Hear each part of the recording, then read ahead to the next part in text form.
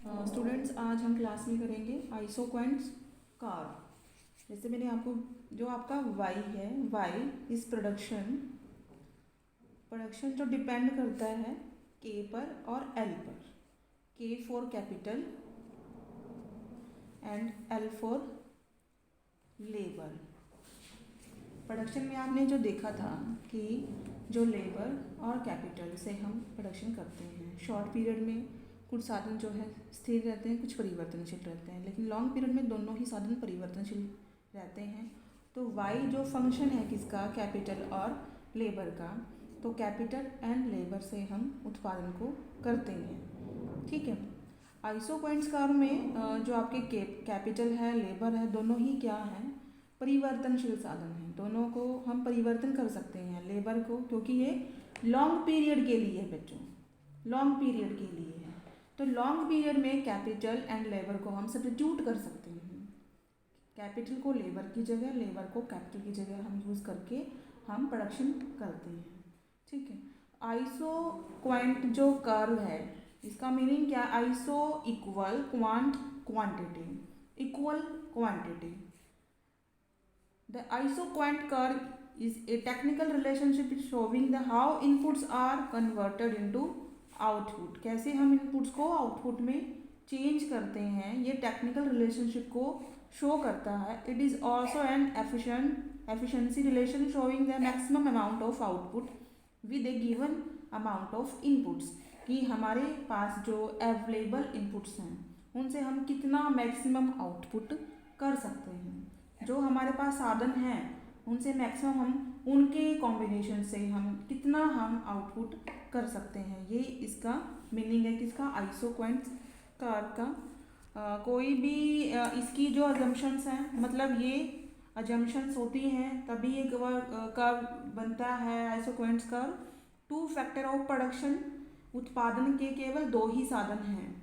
यहाँ पर हम दो साधनों को ले रहे हैं, कैपिटल एंड लेबर, दो साधन हैं।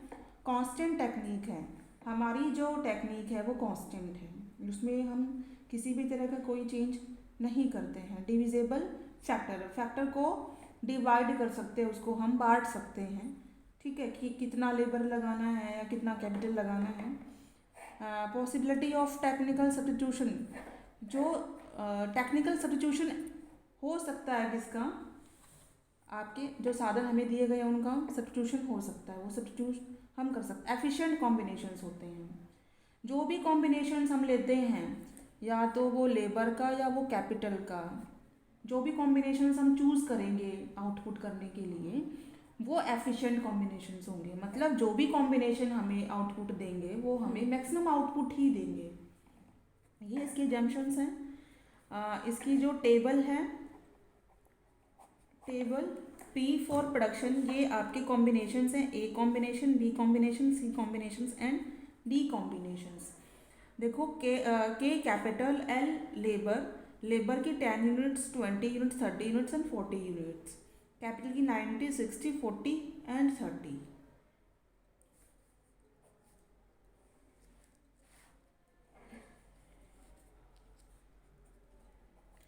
ओ एक्स पे हम लेबर लेंगे, ओ वाई पे हम कैपिटल लेंगे। Labour 10, 20, 30 and 40। ये 10, 20, 30, 40, 50, 60, 70 एंड 80। कैपिटल 90 तक है तो हम 90 तक ही लेंगे कैपिटल। देखिए जो लेबर है, लेबर जब हम 10 यूज़ करते हैं, लेबर की 10 हम यूनिट्स को लेते हैं, यहाँ पर कैपिटल की 90 यूनिट्स हैं ये। तो एक कॉम्बिनेशन जो आपका बनता है, कॉम्बिनेशन ए 90 एंड 10 का कॉम्बिनेशन बन जाता है। दूसरा जो कॉम्बिनेशन बनता है 20 एंड 60 का combination. Third combination 40 capital and 30 आपकी लेबर। 30 कैपिटल एंड 40 आपके labour. Combination A, combination B, combination C and combination D, इनको आप पॉइंट्स को मिला दो तो आपका ये क्या है, क्या बन गया, IQ isoquant curve, isoquant curve जो हमें कितना उत्पादन देते हैं, 100 यूनिट्स का, 100 यूनिट्स का। मतलब ए कॉम्बिनेशन जो है वो भी 100 यूनिट्स का देगा, जो बी कॉम्बिनेशन है वो भी 100 यूनिट्स का, सी है वो भी 100 यूनिट्स का, और सी जो डी कॉम्बिनेशन है वो भी हमें 100 यूनिट्स का ही प्रोडक्शन देगा। तो हमारे पॉसिबल कॉम्बिनेशंस कौन से होंगे, ए बी सी डी। अगर ए कॉम्बिनेशन को यूज़ करें तो 90 कैपिटल एंड लेबर की 10 यूनिट से आपका प्रोडक्शन 100 यूनिट्स का होगा। अगर बी को लेंगे तो 60। देखो जो आपका आइसोक्वेंट कर्व है, आइसोक्वेंट कर्व है, अगर आपको ये आपका डाउनवर्ड स्लोप होता है। डाउनवर्ड स्लोप का मतलब है कि जो लेबर और कैपिटल, लेबर और कैपिटल इसको हम सब्स्टिट्यूट करते हैं। अगर ज़्यादा लेबर लगाएंगे तो कैपिटल कम करनी पड़ेगी, कैपिटल ज़्यादा लगाएंगे तो लेबर कम करना पड़ेगा। इनके बीच में ऑपोजिट रिलेशन है, ऑपोजिट रिलेशन है दोनों के बीच में, लेबर और कैपिटल के बीच में अपोजिट रिलेशन है। अगर ज़्यादा यूज़ करेंगे तो लेबर को कम करना पड़ेगा। यही आपके टेबल में शो हो रहा है कि अगर आपने 10 लेबर्स से 20 लेबर किया, 20 से 30 किया, 30 से 40 किया, अगर आपने लेबर की यूनिट को बढ़ाया तो आपको ये लेबर को, मतलब इस फैक्टर को अगर आपको के से सब्स्टिट्यूट करना है तो आपका MRTS जो डिमिनिशिंग रहेगा।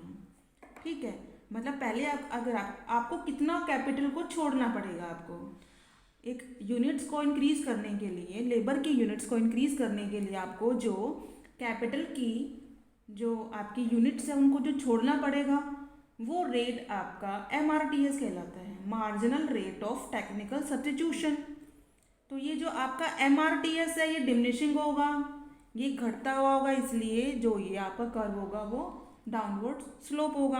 आप देखिए ये 90 और 10 यूनिट्स, अभी लेबर को बढ़ाने के लिए ये 10 यूनिट्स 10 यूनिट्स 10 यूनिट्स और ये भी 10 यूनिट्स, 10 यूनिट्स को बढ़ाने के लिए आपने पहले 30 यूनिट्स को छोड़ा। 90 और 60 का डिफरेंस कितना होगा, 30 यूनिट्स का। 60 एंड 40 का डिफरेंस कितना होगा, 20 यूनिट्स का। 40 और 30 का डिफरेंस कितना होगा, 10 यूनिट्स का। तो 30, 20 और 10 यूनिट्स, ये आपने जो है कैपिटल की यूनिट्स को आपने छोड़ा है एक एडिशनल यूनिट्स को बढ़ाने के लिए। लेबर की 10 यूनिट्स को बढ़ाया तो आपने सबसे पहले 30 यूनिट्स को छोड़ा, उसके बाद 20 यूनिट्स को और उसके बाद 10 यूनिट्स को। तो जो रेशो होगा आपका वो डिमिनिशिंग होगा। मतलब जो हम सब्स्टिट्यूट करते हैं लेबर को, कैपिटल की जगह पे हमने सब्स्टिट्यूट किया, उसका जो रेशो होगा वो आपका डिमिनिशिंग होगा। MRTS क्या है, marginal rate of technical substitution, कि जिस रेट पर हम लेबर को कैपिटल के साथ सब्स्टिट्यूट करेंगे वो रेट है MRTS, और ये रेट जिस रेट पर हम कर रहे हैं वो आपका डिमिनिशिंग होगा। MRTS is diminishing. इस कर्व में भी यही शो हो रहा है ना, 90 एंड 10 और 90, ये जो गैप है ये देखिए, पहले ज़्यादा है, उसके बाद ये कम है, उसके बाद और कम हो गया। इसका मतलब है कि हमने पहले बहुत ज़्यादा यूनिट्स को छोड़ा, उसके बाद फिर उससे कम यूनिट्स को छोड़ा, फिर उसके बाद उससे कम यूनिट्स को छोड़ा।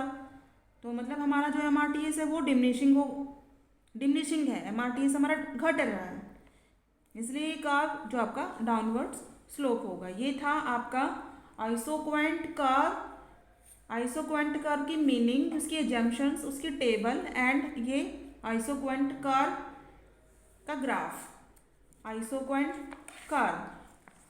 देखो MRTS आपका मार्जिनल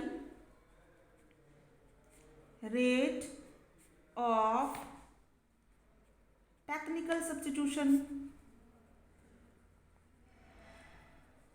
टेक्निकल सब्स्टिट्यूशन MRTS, ये रेट जो है delta K and delta L, आपने लेबर में कितना चेंज किया और आपने कैपिटल में कितना चेंज किया, उसका रेशो आपका MRTS।